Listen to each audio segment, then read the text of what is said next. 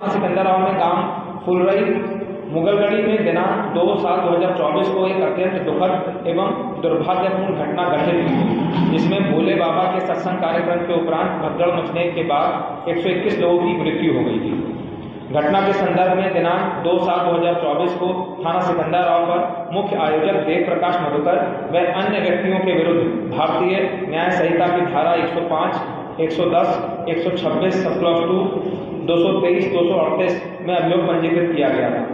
घटना की विवेचना पुलिस उपाधीक्षक स्तर के अधिकारी को स्थानांतरित करते हुए पूर्व में 6 अभियुक्तों को गिरफ्तार किया जा चुका है।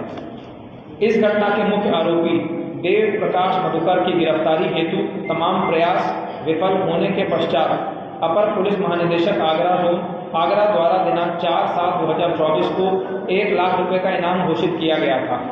उक्त अभियुक्त देव प्रकाश मधुकर को हाथरस की जनपदीय एसओजी द्वारा कल दिनांक 5/7/2024 को देर शाम नजफगढ़ दिल्ली से गिरफ्तार कर लिया गया है तथा थाना सिकंदराबाद पुलिस द्वारा आज दिनांक 6/7/2024 को अभियुक्त राम प्रकाश साखे को कैलाश कैलोरा चौराहा से तथा अभियुक्त संजू यादव को गोपालपुर कचौरी सिकंदराबाद से गिरफ्तार कर लिया गया है। प्रारंभिक पूछताछ पर अभियुक्त देव प्रकाश मधुकर द्वारा अवगत कराया गया है कि वह जनपद एटा में वर्ष 2010 से मनरेगा में जूनियर इंजीनियर के पद पे संविदा पर कार्यरत है। वह इस संगठन से वर्षों से जुड़ा हुआ है और इस संगठन के कार्यक्रम आयोजित कराना तथा संगठन के लिए फंड इकट्ठा करने का काम करता है।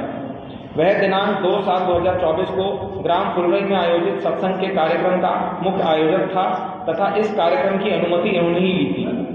इस प्रकार अभियुक्त देव प्रकाश मधुकर को इस घटना के बारे में 2 भूमिकाएं उनकी सामने आ रही हैं। पहली भूमिका मुख्य आयोजक के रूप में और दूसरी भूमिका फंड रेजर के रूप में।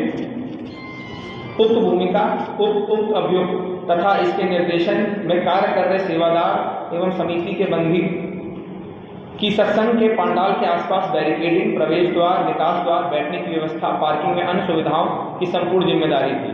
अभियुक्त देव प्रकाश एवं अन्य सेवादारों द्वारा पुलिस प्रशासन को कार्यक्रम स्थल के अंदर किसी भी तरीके के हस्तक्षेप से रोका जाता था। उक्त कार्यक्रम स्थल पर इनके सेवादार तरह तरह की वेशभूषा में कमांडोज की ड्रेस में सारी व्यवस्थाएं देखते थे।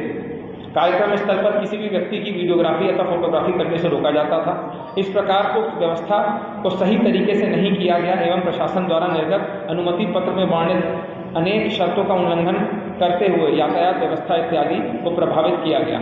पूछताछ से यह भी स्पष्ट हुआ है कि इनके द्वारा भीड़ को संभालने का कोई प्रयास नहीं किया गया तथा सभी मौके से फरार हो गए। इस प्रकार इस अभियुक्त एवं अभियुक्त के निर्देशन के कार्य कर रहे सेवादारों, जिनमें 6 सेवादारों को गिरफ्तार किया जा चुका है, द्वारा अव्यवस्था फैलाई गई, जिसके चलते घटना घटी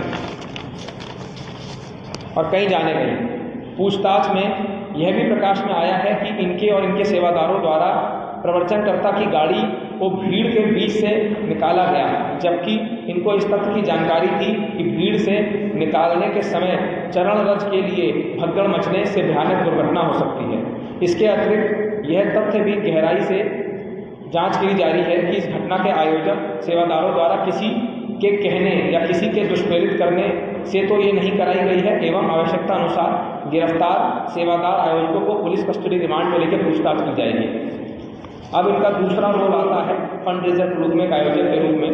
अभियुक्त देव प्रकाश मधुकर इस संगठन में काफ़ी दिनों से जुड़े हुए हैं और संगठन को संचालित करना तथा सत्संग इत्यादि करने के लिए पैसा इकट्ठा किया करते थे। पूछताछ से यह भी पता चला है कि विगत कुछ समय पूर्व कुछ राजनीतिक दलों द्वारा इनको संपर्क किया गया था।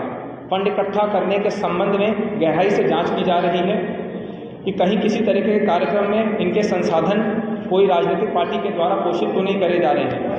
अब तक की पूछताछ से ऐसा प्रतीत हो रहा है कि कोई राजनीतिक दल अपने राजनीतिक में निजी स्वार्थ के लिए इनसे जुड़ रहा है। अभियुक्त देव प्रकाश मधुकर से जुड़े समस्त बैंक खाते, चल अचल संपत्ति, मनी ट्रेल इत्यादि की जांच की जा रही है, जिसमें आवश्यकता अनुसार जो भी एजेंसियां हैं उनसे सहयोग लिया जाएगा।